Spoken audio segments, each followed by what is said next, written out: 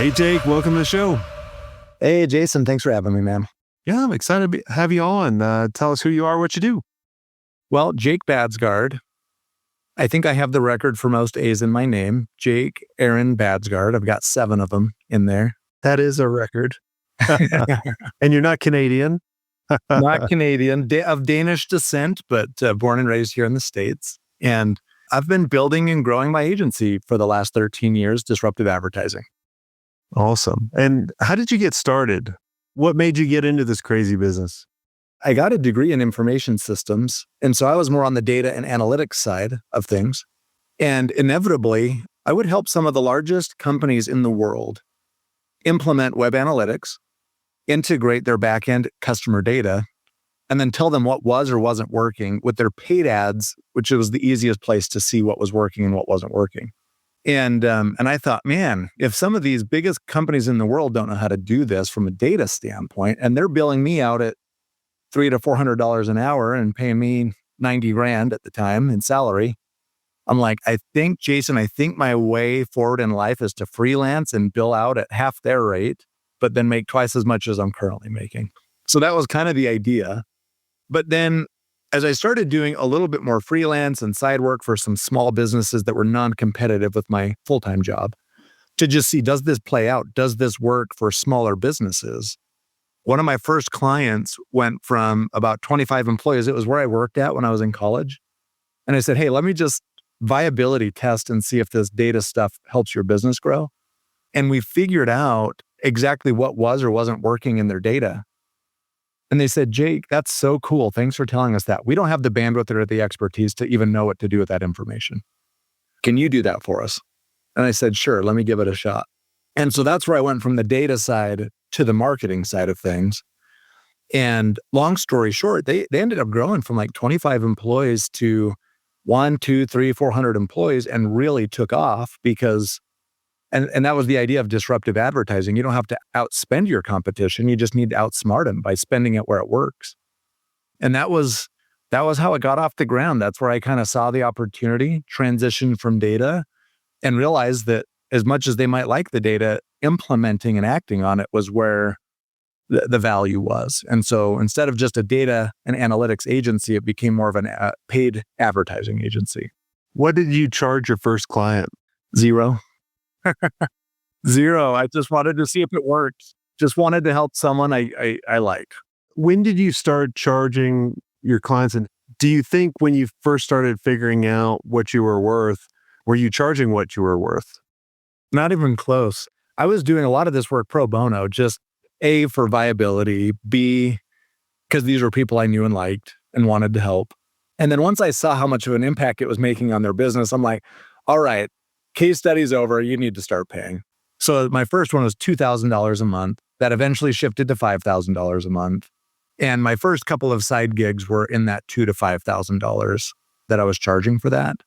But I was managing advertising budgets that were a couple $100,000 a month. So as a percentage at the time, I was still a bargain. Oh yeah, big time.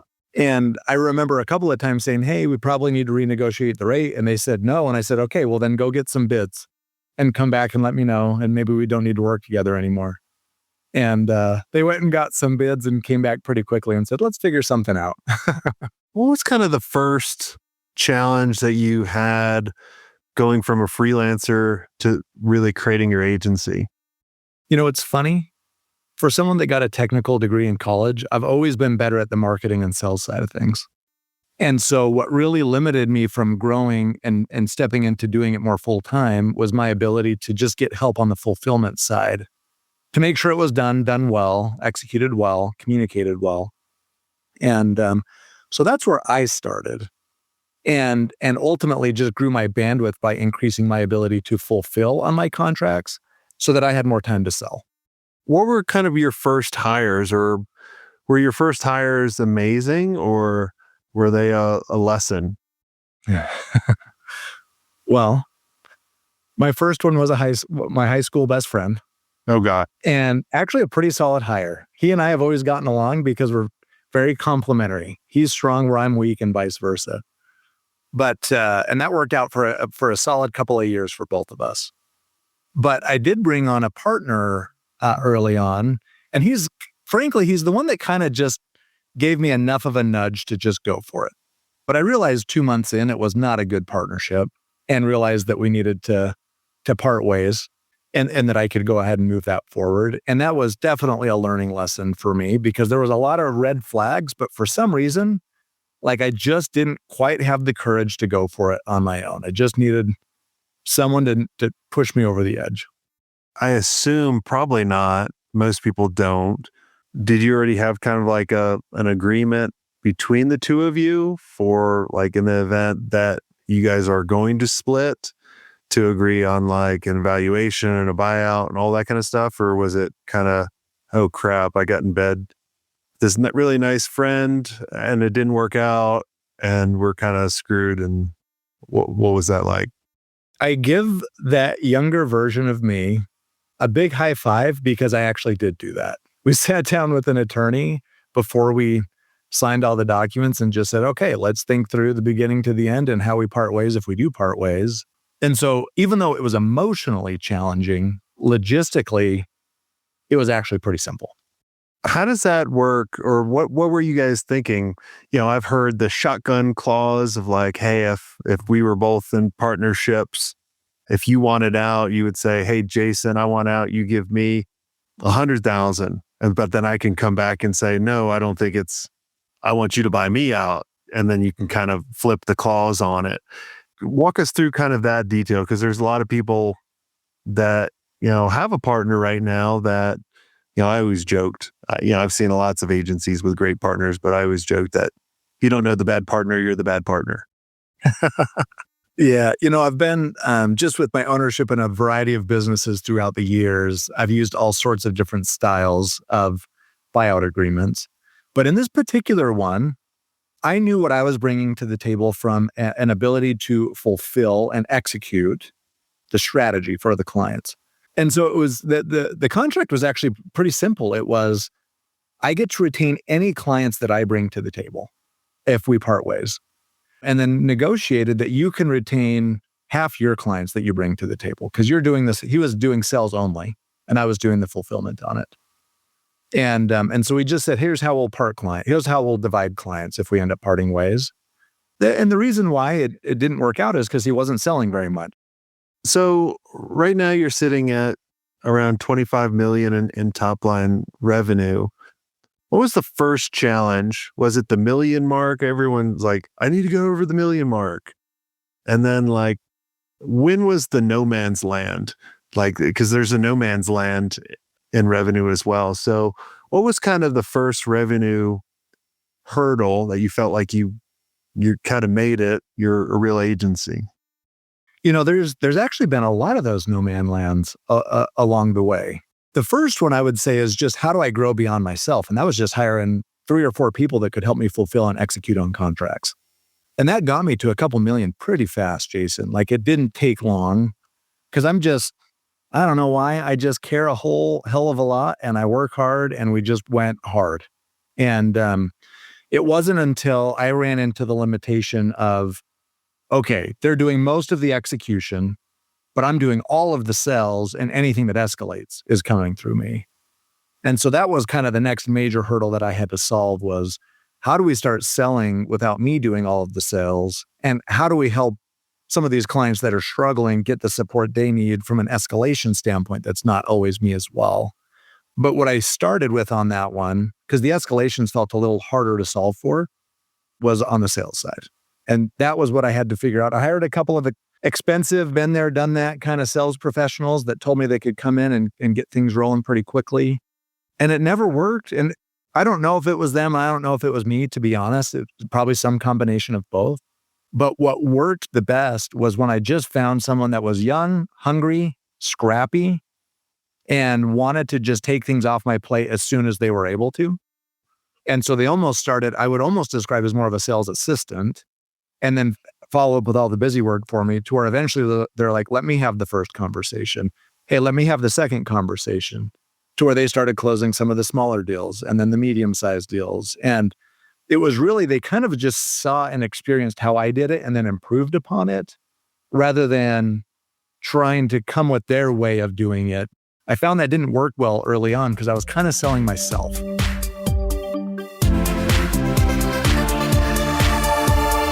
Hi there, agency owners. Let me ask you, are you ready to scale your agency without increasing your overhead costs?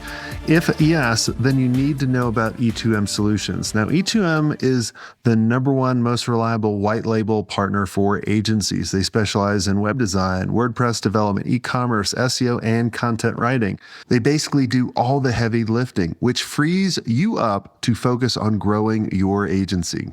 Now, here's the best part. E2M is just not another vendor. With over 10 years of experience, their team of over 300 experts has a track record of delivering for more than 300 agencies. They're your strategic partner. They deliver on time every time, so you can focus on what you do best. Now, E2M's mission is simple: to help 500 agencies increase their revenue and profit margins with white label services that actually work.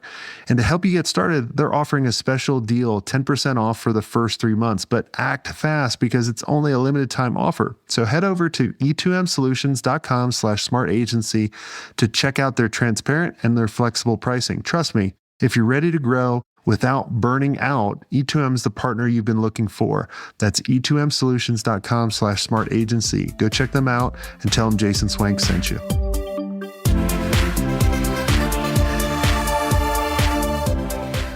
And then what was kind of the next no man's land? Because I always find like agencies from around $1 million to about 6 million are kind of, in no man's land. That's what I found. What about you? Yeah. I would say the next no man's land probably happens somewhere between that 8 to 10 million. The challenge became very different. We actually figured out the sales challenge, but we didn't figure out the target audience challenge, which is what was creating a lot of the escalations in the first place. And so we got to the point where we were churning as many clients as we were selling on a monthly basis. And that's kind of where we hit our next no man's land, as you're calling it. And that was right around that $8 to $10 million mark. Is that because you were bringing on clients that you might not have thought about bringing on? Or was it the processes weren't as documented or systemized based on the industries that you're going after? What was the reason around that? Definitely, this is it A, B, C, or D, or E, all of the above? All of the above. But I would say that the two that I would highlight the most is our success rate with proof of concept businesses was very low. And all of the headaches, if there was chargebacks, if there was bad reviews, if there was employee dissatisfaction, all of it was coming from these proof of concept businesses that were just really expect a lot, but don't have a lot to pay. And that was the first thing when we kind of just took at a grouping of our clients and just said, look, this just isn't winning for us to work with these types of businesses anymore. So we didn't even get that much more specific beyond just saying we now work with viable business models. They're past the viability stage. And as a result of that, it actually did allow us to start improving our systems and processes around that as well, because we weren't churning through as many. Because those more mid-tier accounts, which is where we've always done the best, we could systematize around a lot better. But those proof of concept ones, man, it just felt like a whirlwind every time. Yeah, those are tough. I always tell everybody, and this is a good exercise for everyone listening, is, if you think about if you were going to be paid on performance only, and only after you deliver amazing results, what would you do for, and who would you do it for? And you're only looking for those best prospects. Because at the end of the day, I always joke around with people is there's no such thing as a bad agency client. There's only a bad prospect or a bad process. And a lot of times we take on the bad prospect and then we have a bad process. Then you're talking to me about buying your agency because you were like, you want out, haven't figured that one important element out. And it's really around clarity, because going back to your origin story, my origin story, it's kind of like we're accidental. We started doing something. We're like, people started giving us more money for it. We're like, all right. But we never really got that clarity. And that's what I find in so many people, and people just skip it because they look at, they get a message on LinkedIn from some joker hey, I can get you 50 leads. I can 50 appointments. And they look for the silver bullet when they can get you probably 50 crappy ass leads that would totally train wreck your business. Well, Jason, there's three things we look for now, and it's actually you could argue we should still even be more specific, but we just say, are you viable? Which for us is your 3 or 5 million or more in revenue. That's kind of your past viability. Are you win-win minded? Meaning, do you only care about making money, or do you actually care about your customer and employee? Because we don't work with you if it's obvious that's all you care about is making money. It's not fun for us, and it usually doesn't end well. And then the third one is, to your point, do we believe in the first 6 months of working together, we can make a substantial improvement in their business performance? And if the answer is yes to each of those three, then that's when we say, okay, let's do this. And so that's kind of what we learned in that process. If those are really the three things that we're looking for. Yeah, it's kind of like a go or no go situation. And I like how you have it. We have to answer these three questions and they all have to be in the green. If any of them are not, then we, move on. And I really feel that that's when a business has gotten to the next level because they have that clarity. And then they can say no to the wrong shit that totally distracts you. Because I mean, look, business is hard, especially the agency business. And you're going to have ups and downs. Like, why make it harder? I like to try to make things a little bit simpler. Not perfect, because nothing's perfect, but why is that? Why do we like to make things harder than they need to be? Because I think that's kind of what we've been programmed to be, if you think about it. Right? They're like, you only deserve things you work hard for. But I'm like, well, what about working smart? Yeah. It's kind of like I saw this cool social media post. This kid was told to do the leaves. And so he takes the recliner at the top of the driveway, 2 leaf blowers on each hand, and his friend just sends him down the driveway. Well, I'm like, it's brilliant. He got 2 leaf blowers blowing the leaves off the driveway. He did it very simple. But we want a challenge. I treat business as a game. Yeah. And sometimes I purposely make it a little bit harder. I don't know why. I just do. I know. I ask myself that because I don't know. Sometimes is it so I can feel good when I overcome the challenge or what is that? But I've definitely noticed that tendency over the years is, I think I'm making this harder than it actually is. Yeah. I was chatting with an agency doing work for us.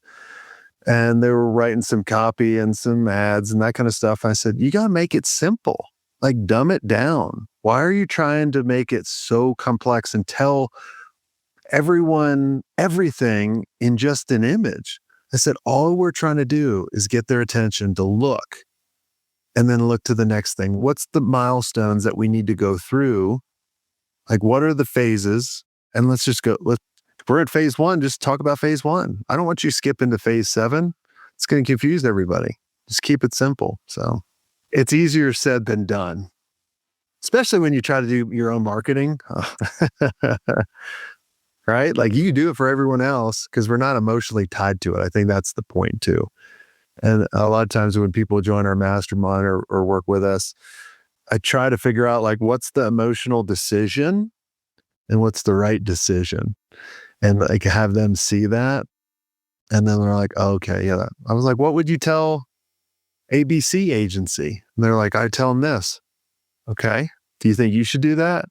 And they're like, yeah, probably. It's easier said than done. Yeah, but it can feel so personal when it's your own business. It's actually not, but it can sure feel that way. Yeah, and especially when they get ready to sell it, right? They feel like they're selling themselves.